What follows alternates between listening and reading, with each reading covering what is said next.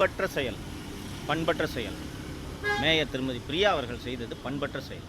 அவ்வளோதான் பண்ணிட்டு இது புரோட்டோகால் என்னங்க குத்துவிளக்கு இப்படி கொடுக்கறதுல என்னங்க புரோட்டோகால் இருக்கு? பெருந்தன்மையாக எடுத்துக்கிட்டு சரியாக அவங்க நடந்துக்கிட்டாங்கன்னா அது நல்லது. ப்ளஸ் இப்போ தான் வந்து எம்எல்ஏ பல்லவி அவர்கள் வந்திருக்காங்க இல்லையா, இப்போ மேயர் ஆல்ரெடி இருக்காங்கன்ற அடிப்படையில் இவங்க கொஞ்சம் பெருந்தன்மையாக விட்டு கொடுத்து போயிருக்கலாம்ல.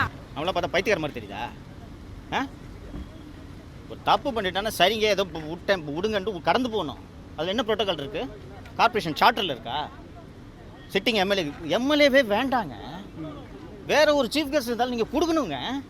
இந்த புரோட்டோகால் பற்றி பேசும்போதெல்லாம் பார்த்தீங்கன்னா அவ்வளோ ஒரு ஆணவமாக பேசுகிறாங்க. ஸோ அதை மக்களும் பார்த்துட்டு இருக்காங்கன்றதை நீங்கள் கன்சிடர் பண்ணணும்ல.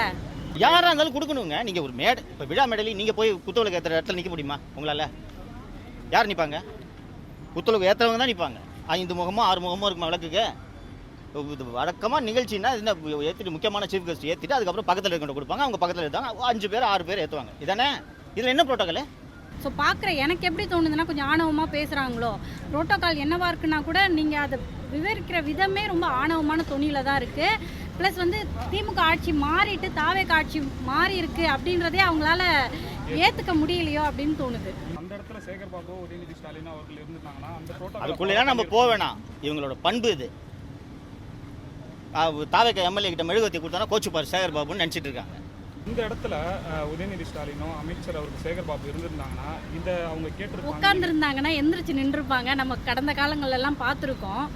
அந்த ஜல்லிக்கட்டுலலாம் வந்து கலெக்டர் அவர்களே எந்திரிச்சு நின்னாங்க இல்லையா.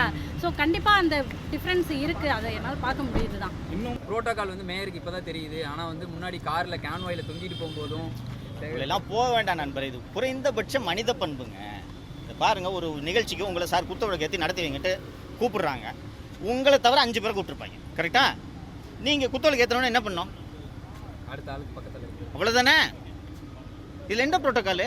எனக்கு அதான் எனக்கு கோவம் வருது. என்னன்னா நம்மளை பார்த்தா பைத்தியக்கார மாதிரி தெரியுதா? என்ன புரோட்டோக்கால் இதில்? மேயர் அவர்கள் என்ன இதுவாக இருக்குமா மேடம்? திமுக தலைமை உத்தரவாக இருக்குமா சந்திக்கக்கூடாதுன்னு சொல்லி நீங்கள் எப்படி பார்க்குறீங்க? இல்லை, அவங்களால அதை ஏற்றுக்க முடியல. நம்மளுக்கு நீங்கள் ஓட்டு போட்டிருந்தாலும் நீங்கள் வந்து அவங்கள அக்செப்ட் பண்ணலனாலும் இன்னைக்கு நம்மளுடைய முதலமைச்சர் திரு விஜய் அவர்கள் தான் அப்படின்றத அவங்க அக்செப்ட் பண்ணிக்கிட்டு போய் சந்திக்கணும். அப்புறம் சந்திக்கிறதுக்கு அவங்களுக்கு அனுமதி கிடைச்சிதா, அவங்க அழைச்சாங்களான்லாம் நம்மளுக்கு தெரில. இன்னும் முதலமைச்சரை சந்திக்காமல் இருக்காங்க, அதை எப்படி சார் பார்க்குறீங்க? யார்? மேயர் அவர். குத்து விளக்கையே எம்எல்ஏக்கு கொடுக்காதவங்க முதலமைச்சரை சந்திச்சா அவங்க பதவி என்ன ஆகும், என்ன ஆவாங்கன்ற அச்சம் தான், வேறு என்ன காரணம்?